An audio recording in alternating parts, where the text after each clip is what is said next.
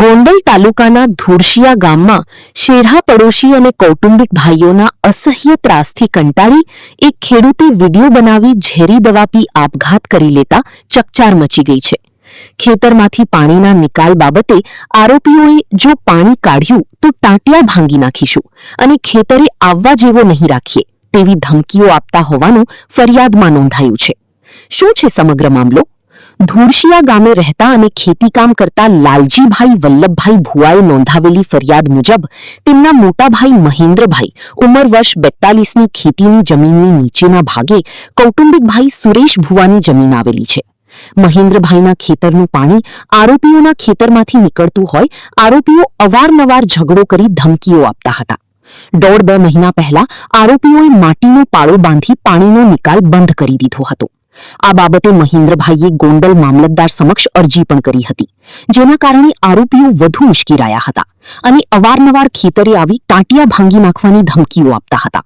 પોતાના ઘરે ઘઉંમાં નાખવાના ઝેરી ટીકડા ખાઈ લીધા હતા. આ અંગે તેમની દીકરી બંસીએ તાત્કાલિક કાકા લાલજીભાઈને ફોન પર જાણ કરી હતી.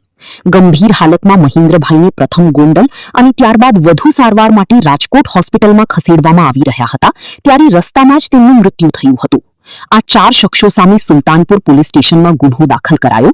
આરોપીઓમાં સુરેશ ઉર્ફે બાલા કાંજી ભુવા, હરીશ કાંજી ભુવા, કાંજી માધા ભુવા, સાગર સુરેશ ભુવા. આ સમગ્ર હૃદયદ્રાવક ઘટનાની ગંભીરતાને ધ્યાનમાં લઈને સુલતાનપુર પોલીસે ગુન્હો દાખલ કરીને કાયદેસર કાર્યવાહી હાથ ધરી છે. પોલીસે મૃતક ખેડૂતના મોબાઈલમાંથી મળી આવેલ વાયરલ વિડીયોને મુખ્ય પુરાવા તરીકે ગણીને તમામ આરોપીઓની અટક કરી છે. રિપોર્ટર કમલેશ રાવરાણી, સુલતાનપુર. પારુલબેન મહેન્દ્રભાઈ ભુવા ધુરશિયા ગામના રહેવાસી. ખેતરનું 50 વર્ષથી પાણી થાય છે, એનું રોકાણ કરીને બેઠો છે. તો એ પાણીનું રોકાણ કરે, અમારા ખેતરમાં પાણી ભરાય, તમારે ગદરવું શેમાંથી તમે કહો ને? અમારે દવા વાળું ઘર ગઈઠિયાવું ને દવા ચાલુ, છોકરાઓને દવા ચાલુ. હવે અમારામાં શું સમજવાનું થાય છે? એટલે એને આજીવન તો સજા થવી જ જોઈએ. એટલે આ બનાવ બન્યો એટલે તમને શું જાણકારી છે બનાવની? બનાવને અમારા ઘરના ને એને જ માર્યા, એ જ જાણકારી. બરોબર. જમ થઈને ચારે જમ જ હતા, માણા નહોતા, જમ જ હતા. કાલે એની જ ભે ઘરી ગઈ હતી એટલે જ ઘેર આવીને એને ટીકડા પી લીધા. મોતનું મુખ્ય કારણ એ 4 જ હતા. હવે આમાં શું સજા દેવા માંગો તમે? એને આજીવન કેદ, બાકી આજ તો અમને હેરાન કરે, કાલે બીજા બેને હેરાન કરે. કાલે છોકરાઓને હેરાન કરે. તમારે ત્યાં સીમમાં કેમ જાવું કયો તમે? હાલો મારા ઘરનું માણા વહી ગયો, બીજા માણાને સીમમાં જવું જોઈએ ને. તો અમારે શું સમજવામાં? તમારે કેટલા વીઘા જમીન છે? 15 વીઘા. ટોટલ કેટલા વીઘા જમીન છે? 18 વીઘા છે. એમાં કેટલા તમારે હુવાંગ છે કે બીજા ભાઈ? હુવાંગ જ છે ને? બરોબર. પાણી વાળી જમીન છે? પાણી વાળી છે.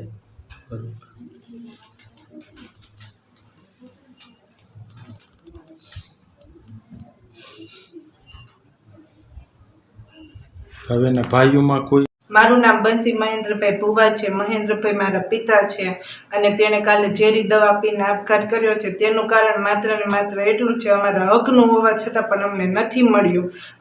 જ્યાં વર્ષો પહેલા જે પાણી જાતું હતું અને અત્યારે હવે તે બંધ કર્યું છે, તો એ ખોટું કહેવાય. એના લીધે મારા પપ્પાએ આ પગલું ભર્યું છે. તો દીકરી તરીકે મારો એક જ માંગ છે, કાં તો એને ફાંસીની સજા, કાં તો એને આજીવન જેલને અમને ન્યાય પૂરતો ન્યાય મળવો જોઈએ. અને ઘણીવાર ખેતરે જતા તો બહુ ડરાવની ધમકી આપતા, મારી નાખવાની, આ તે કોઈ પણ. તો તે અમને કહેતા નહીં, પણ છેલ્લા 3 મહિનાથી આનું પ્રમાણ વધી ગયું. તેના લીધે મારા પિતાએ આ પગલું ભર્યું છે. તો છેલ્લે હવે આવું બીજા કોઈ ન કરે, એના લીધે અમારે પૂરતો ન્યાય જોઈએ છે. બેન, આ તમારા પપ્પાએ જાણ કરેલી તમને આ બધું વસ્તુ બનેલી એવી? નહીં. પેલા ટોર્ચર કરતા લોકો એ તમને જાણ કરેલી ઘરે? છેલ્લા 3 મહિના વધુ કર્યું ત્યારે અમને કીધું, તો પેલા નહોતું કીધું. બરોબર છે. અને આ બનાવ બન્યો પછી શું કર્યું તમે? કોને ફોન આવ્યો હતો આ જે બનાવ બન્યા પછી?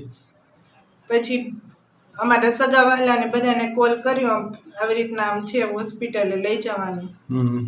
હવે તમારી માંગ શું છે? અમારી માંગ એ છે, અમારી સાથે જે થયું તે બીજા કોઈ સાથે ન થાય અને અમને પૂરતો ન્યાય મળે, કાં તો એને આજીવન જેલ ને કાં તો ફાંસીની સજા. ઓકે. સ્મિત મહેન્દ્રભાઈ ભુવા છે અને મારા પપ્પાએ આપઘાત કર્યો તે મહેન્દ્રભાઈ વલ્લભભાઈ ભુવાએ. કાનાભાઈ માધાભાઈ ભુવા અને સુરેશભાઈ કાનાભાઈ ભુવા અને સાગરભાઈ સુરેશભાઈ ભુવા અને હરેશભાઈ કાનાભાઈ ભુવા. તે વાડીએ મારા પપ્પા જતા તે રોડે બોલેરો રાખે અને માર્ગની હતો ને કાચો માર્ગ તે ટ્રેક્ટર રાખતા અને અવનવી ધમકી આપતા કે વાડીએ આવીશ તો તને ટ્રેક્ટર માથે ચડાવી દઈશ ને રોડે બોલેરો રાખતા એટલે કે બોલેરા માથે ચડાવી દઈશ ને એવી અવનવી ધમકી આપતા. મારા પપ્પા સવારે વાડીએ મોટરસાઇકલ લઈને જતા ને બપોર પછી એ ઘરે આવે તો એ ખેતરમાં થઈને આવતા ને ઘરે આવીને રોતા ને એવું બહુ કરતા અને તેણે પાણીનો નિકાલ હતો તે બંધ કરી દીધો ને અને આવી રીતે અવનવી ધમકી આપીને આજુબાજુમાં બધા એને બાંધી લીધું છે ને માયરા ને એવું બહુ કર્યું. આ સુરેશભાઈ ને 4 શખ્સ હોય એવું કર્યું બહુ એટલે મારા પપ્પા બી ગયા ને એને પગલું ભર્યું દવા પીવાનું. પછી આમાં 4 આરોપી જે છે એને શું ધમકી આપતા તમારા પપ્પાને? એ કે તું અહીંયા દિલ્હી લગીને તો તને માર નાખશું, તને મૂકશું જ નહીં અને પારો ફોડાય જ નહીં, ગમે તે તું ગમે એ કરી લે ને પારો ફોડવાનો જ નથી થતો. પછી આ જે પારો હતો એ હૈયારો હતો? તમારે વાડીમાં હૈયારો હતો એમ બધા ભાઈઓને? હાજી વાડીનો પારો જે હતો એ કેટલા વર્ષો ત્યાં પાણી જાતું ત્યાં અને એને પૂછ્યા વગર એમનો પારો બાંધી દીધો કે તારું પાણી નહીં હાલવા દે અમે આવ્યા. બરોબર છે. એમ નહીં આ અગાઉ કાંઈ બનાવ બનેલો? અગાઉ 2-3 વર્ષથી એમનું ધમકી આપતા ને મારા પપ્પા કંઈ કહેતા નહીં. 3 મહિના ત્યાં પારો બાંધ્યા ને એટલે મારા પપ્પાને બહુ ધમકી આપવા માંડ્યા ને અને એટલે પછી મારા પપ્પા બીવા માંડ્યા ને એવું કરવા માંડ્યા. એને છાતીમાં હૃદયમાં દુખાવો ને એવું થવા માંડ્યું હતું ને એટલે એને આ પગલું ભર્યું દવા પીવાનું. એમ નહીં તમારા પપ્પાએ તમને જાણ કરેલી આવું બન્યું તમને જાણ કરેલી ઘરમાં સભ્ય? 3 મહિના ત્યાં કરી. પેલા 4 વર્ષથી હાલતો નહીં, કહેતા નહીં.